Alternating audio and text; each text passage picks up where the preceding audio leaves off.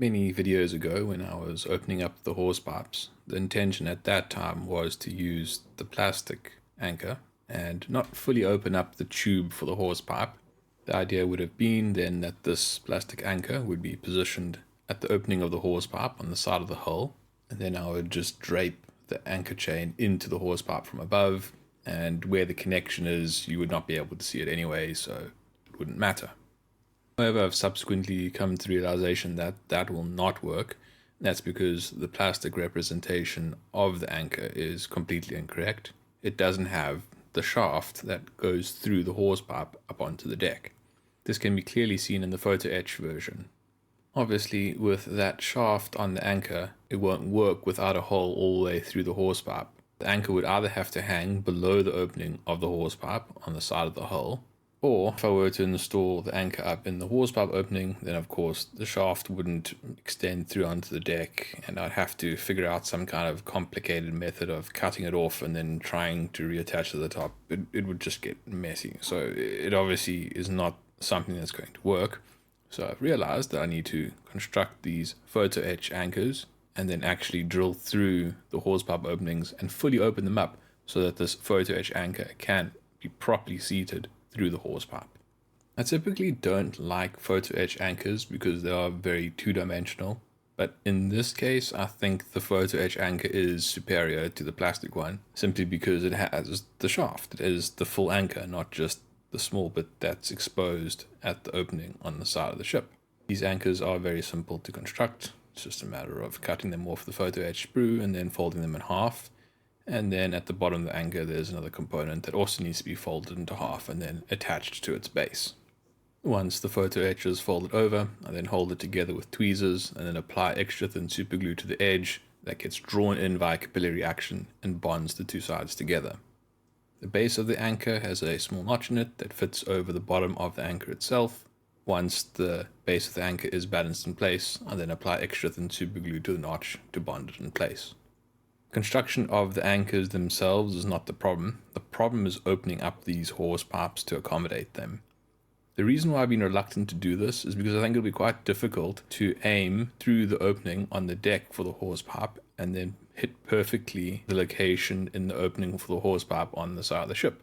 And then of course I need to appropriately shape those openings so they don't look odd. Since I think that could be quite difficult, that's why I figured it would just be easier to simply conceal the opening of the hose pipe by putting the anchor in the way, and then for this aft one at the starboard side of the ship, just to leave it as if it's been blanked off. But as I said, since this is not an option, I'm going to have to attempt this, and if it goes wrong, I'll patch it up with putty and it should be okay. At worst, this will be an excursion that results in nothing in the end. To open up the hose pipes, I start with a 0.8mm bit, and then I work my way up through a 1.2mm, then a 1.6mm, and then a 2mm to finish it off. I found that it was surprisingly easy. I wanted to move slowly and gradually increase the bit size because I was concerned about exactly where I positioned it, and if I started with too big a bit, I wouldn't be able to maneuver that position too easily. But what I found with the 0.8 bit is that it was surprisingly easy to hit a good mark within the hose pipe opening on the side of the hull. So once that was in place, and it was then just a matter of moving up in the size of these bits, and remarkably, it actually went very well, and without trouble I was able to consistently hit the correct location on that opening on the side of the ship, and slowly make it bigger and bigger and bigger until it was able to accommodate the anchor. I had not made provision for these holes to be drilled all the way through, which means I hadn't pre-positioned putty on the inside of the hull.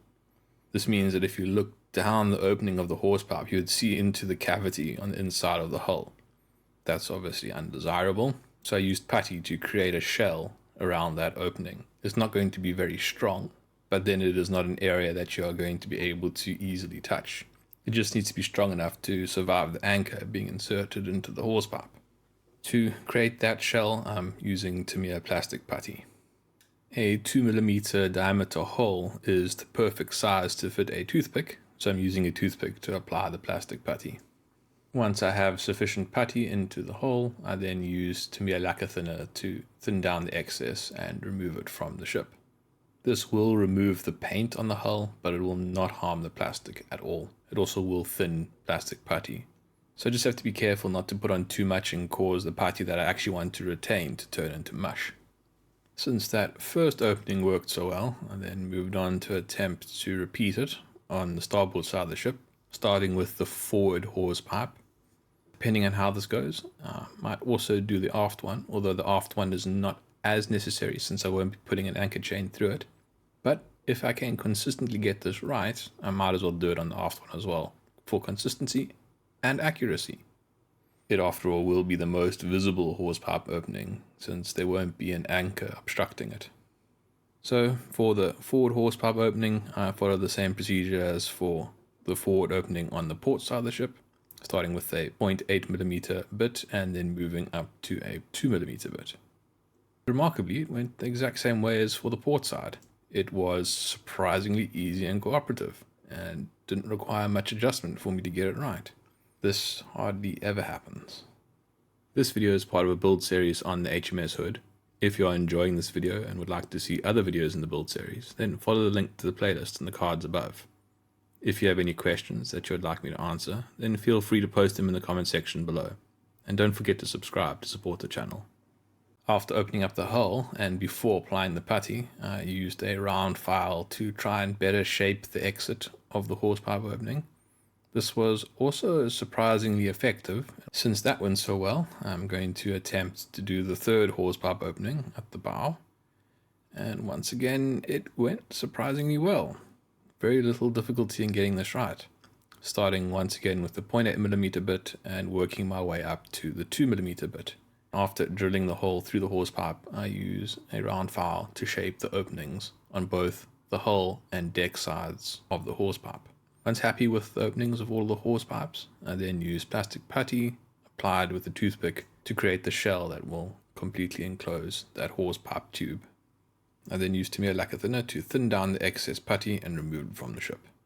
There is one more hawse pipe opening to deal with, and that's the small one at the stern of the ship. This one also won't have an anchor put through it, so it's not entirely necessary, but now that I know how to easily open them, I will attempt it as well. And after all, this one does have a much smaller opening anyways. And as you would expect, being a simpler opening, it went just as well as the forward ones.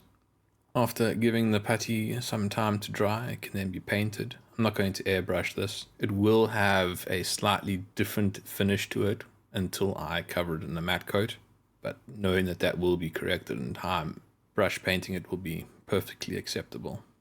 Also, I'm not overly concerned about slight inconsistencies in the paint. After all, the ship will need to be weathered to some extent to create a more realistic effect. And during the weathering process, you will have different tones and shades applied to the paint in different parts of the ship.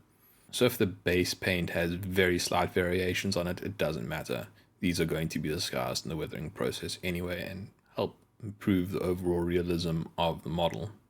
After hand painting the hawse pipe openings on the deck, I need to touch up the openings on the hull. When I used the lacquer thinner to dissolve the putty, I also dissolved the paint, and this has left a slight step in the paintwork which needs to be sanded out so that it looks smooth and consistent.